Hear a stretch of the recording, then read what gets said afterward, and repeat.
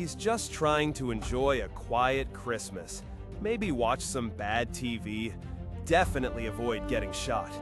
But when your apartment building is under siege by a surprisingly persistent gang of tracksuit-wearing Russian mobsters, even the simplest of evenings can quickly devolve into an arrow-filled fracas. This isn't the story of Earth's mightiest archer saving the planet. This is the story of Clint Barton, Hawkeye, trying to save his neighbors, protect his dog, and maybe, just maybe, fix his broken VCR. Welcome to a world far removed from the cosmic theatrics of the Avengers, a world brought to vivid life by writer Matt Fraction and artist David Aja. We're talking about the Hawkeye comic series that ran from 2012 to 2015, a grounded, street-level masterpiece that redefined what a superhero story could be. Its official title was often just Hawkeye, but for fans, it was simply Hawkeye, My Life as a Weapon, or more affectionately, the Hawkeye book where Clint falls off a lot of buildings.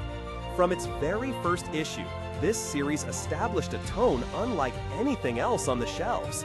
Clint Barton, usually seen as the purple-clad marksman among gods and monsters, was stripped back to basics. He was a regular guy in a regular Brooklyn apartment building, constantly bruised, perpetually a little out of his depth, and yet undeniably a hero.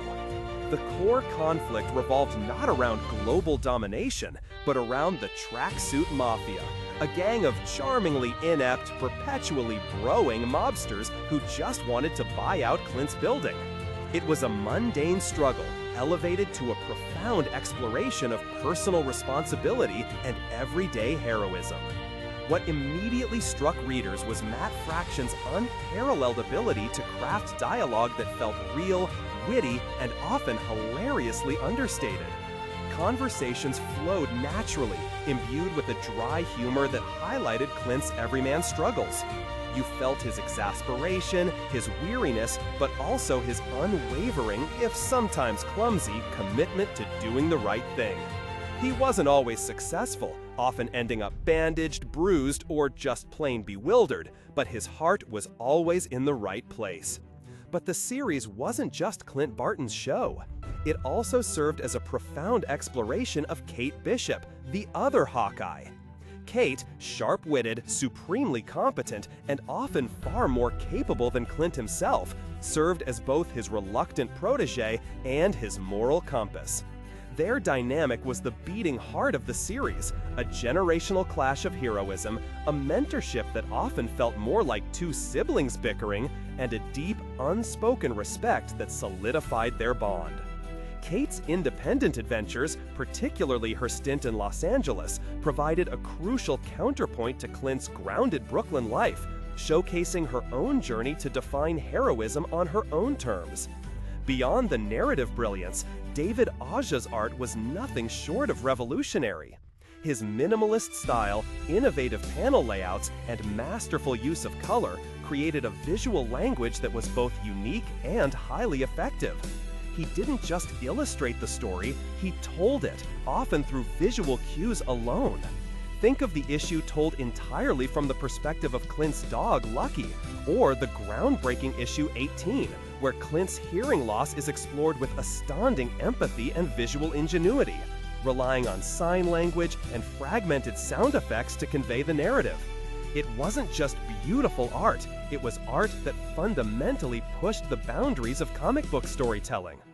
This Hawkeye series resonated because it dared to be small. It proved that heroism isn't just about saving the universe, it's about helping a neighbor move, protecting your community from local thugs, or simply trying to be a better person despite your flaws. It's about the quiet, persistent acts of decency that make up the fabric of everyday life. Fraction and Aja peeled back the layers of the superhero persona, revealing the messy, complicated, and utterly human core beneath. Clint Barton became relatable because he was us, just with a bow and arrow.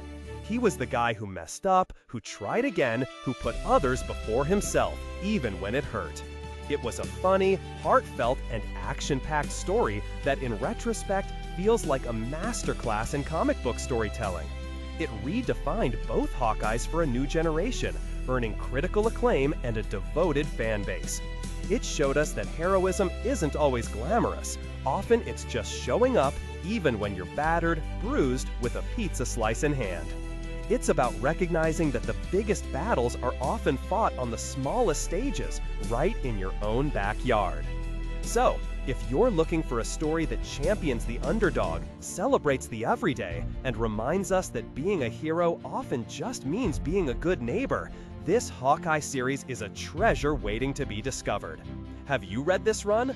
What moments or characters stood out to you the most? Share your thoughts in the comments below. And if you enjoyed this reflection, consider subscribing for more journeys into the heart of compelling stories. Until next time, stay safe and try not to fall off any buildings.